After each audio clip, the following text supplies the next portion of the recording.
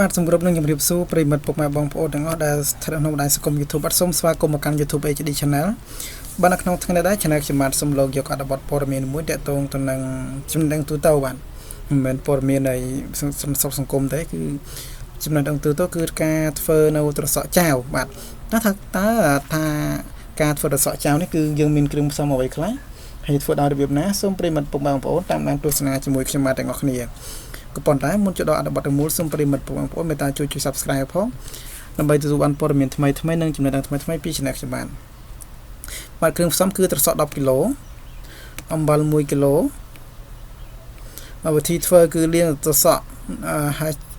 ចាត់ក្បាលឲ្យស្អាតល្អបាទឬក៏ឆូតត្រសក់4ទៅ5ឆ្នោតកុំឲ្យកុំឲ្យដល់ក្របបាទឈុតដែរប៉ុន្តែកុំឲ្យដល់ក្របបងប្អូនដែលបាទដាក់ទឹកអំបិលឲ្យពុះខ្លាំងចាក់ពីលើត្រសក់ត្រាំចោល2ទៅ3ម៉ោងស្រង់យកមកហាលបាទតទៅយើងដាក់ត្រសក់ដាក់ទឹកអីហើយទុក2ម៉ោងហើយទៅយើងស្រង់វាយកមកហាលបាទចំណាយទឹកអំបិលចាក់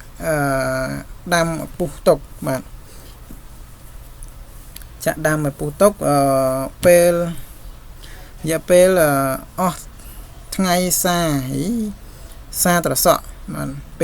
ពេលអស់ថ្ងៃបាទសំទោសពេលដែលអស់កម្ដៅថ្ងៃគឺយើងត្រូវសាត្រសក់មកទុកហើយដាំទឹកអំបិលដាក់ចាក់ត្រាំម្ដងទៀតព្រឹកឡើងស្រង់ហាលធ្វើទៅដល់ដដែលបាទត្រាំឲ្យបាន5ថ្ងៃរួចឈប់ត្រាំហាមថែម2ថ្ងៃទៀតបាទហាមថែម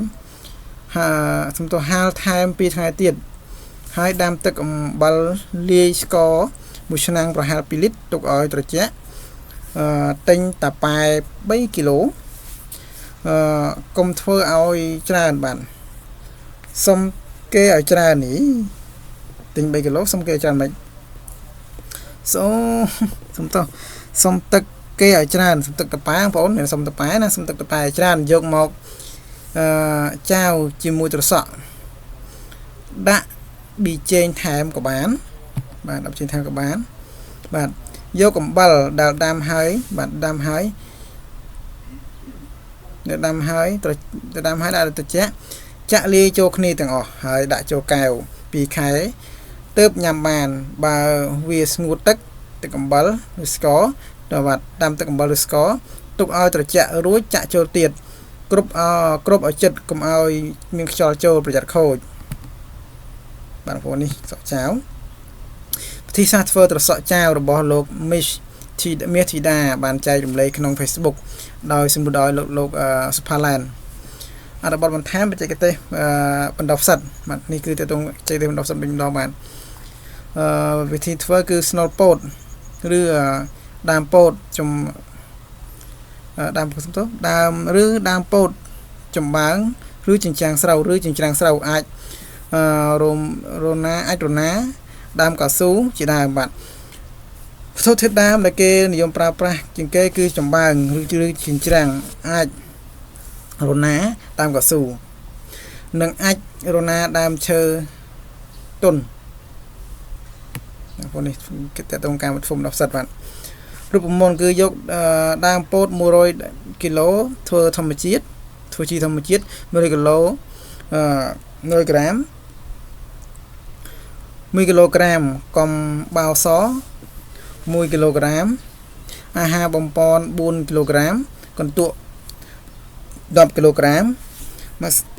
ម្សៅដំណើប1គីឡូក្រាមរួចលាយបញ្ចូលគ្នាឲ្យសព្វវិធីធ្វើផ្សិតម្យ៉ាងដែរណា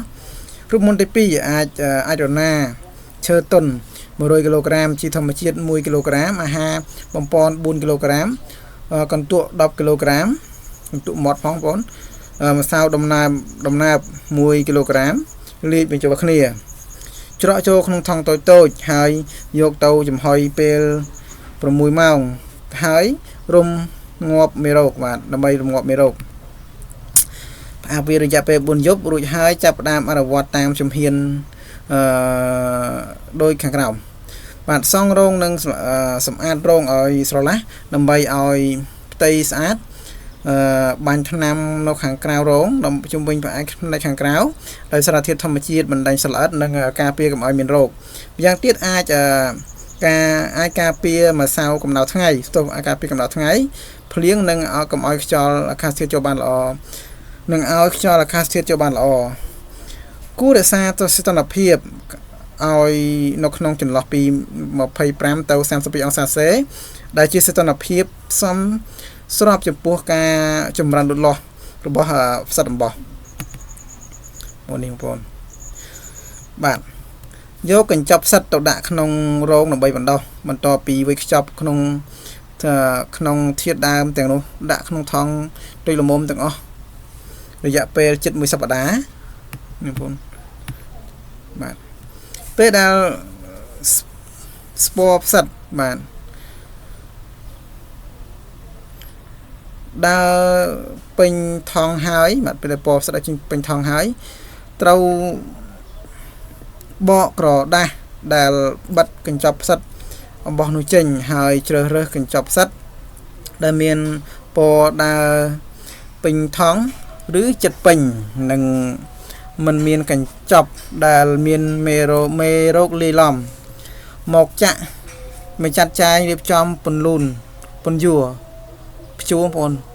ឬតម្រៀបគ្នាតាមតម្រូវការក្នុងកម្ពស់កញ្ចប់ផ្សិតអំបោះដែលដាក់ក្នុងឬដាក់ត្រួតលើគ្នានោះពី12 15កញ្ចប់បើរៀបកញ្ចប់ផ្សិតពោះពេកអាចធ្វើឲ្យមានភាពងងឹតជ្រុលខ្យល់មិនអាចចេញចូលបានល្អងាយធ្វើឲ្យមានមេរោគផ្សិតអំបោះមេរោគផ្សិតដណ្ដើមស៊ីអាហារក្នុងកញ្ចប់ផ្សិតធ្វើឲ្យកញ្ចប់ផ្សិតឆាប់ខ្មៅរលួយនេះបាទរលួយលឿនជាងធម្មជាតិបងប្អូននេះគឺការបើកមុខគឺធ្វើដើម្បីឲ្យងាយភាពងាយស្រួលដោះដោយបេះក្រដាសនៅមុខកញ្ចប់ចេញឲ្យឃើញអាចរណាហើយគួរធ្វើការបាញ់ទឹកតិចមុខកញ្ចប់ផ្សិតផងដែរមិនយូរប្រហែលផ្សិតនឹងអាចប្រមុំបេះខ្លះបាន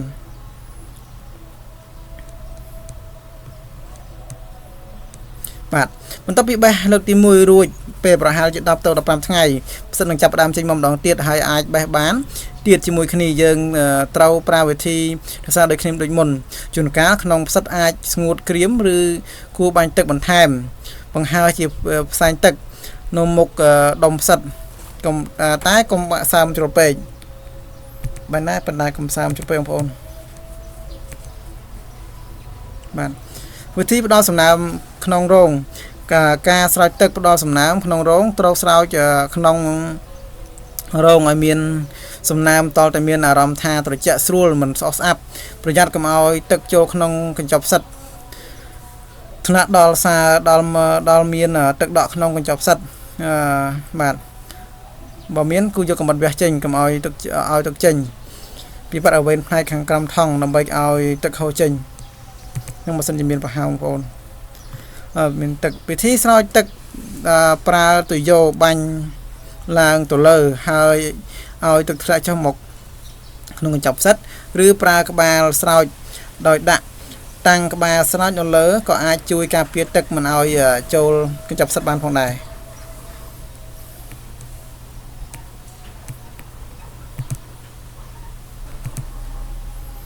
បាទ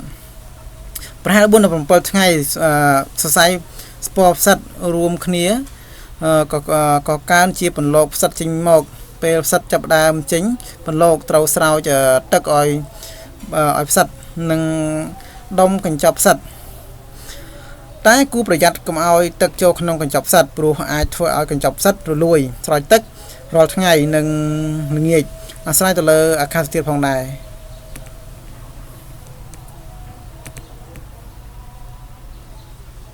បាទ4ការថែរក្សាត្រូវថែរក្សារោងឲ្យមានសំណើមជានិច្ចសំណើមដែលស័ក្តិសមគឺ 80% គឺសីតុណ្ហភាព 25-28 អង្សាសេហើយត្រូវសម្អាតក្នុងរោងនិងបរិវេណជុំវិញជួនកាលសំណើមផ្សិតដែលធ្លាក់ចុះមកក្រោមបាទទុកឲ្យធ្វើឲ្យស្អុយរលួយនិងមានសត្វល្អិតឧទាហរណ៍បាញ់ទឹកនិងនៅផ្នែកខាងក្រោមដែលមិនប៉ះពាល់ដល់ផ្សិតអំបោះ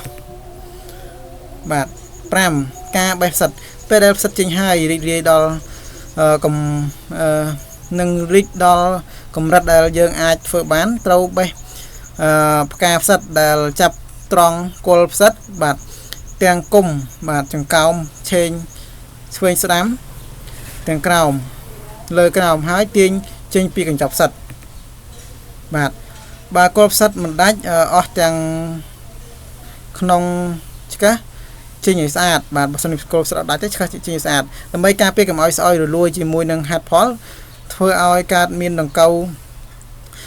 ពីការទម្លាប់ពងនៃសត្វល្អិតបានការមើលរក្សាលក្ខណៈផ្កាផ្សិតដែលគួរបេះគឺផ្កាផ្សិតមិនចាស់ឬខ្ចីហួសពេកមើលត្រង់គែមផ្កាផ្សិតដែលមានរាងក្រឡុងក្រឡុបនៅខាងក្រោមគឺគេអាចបេះបានហើយ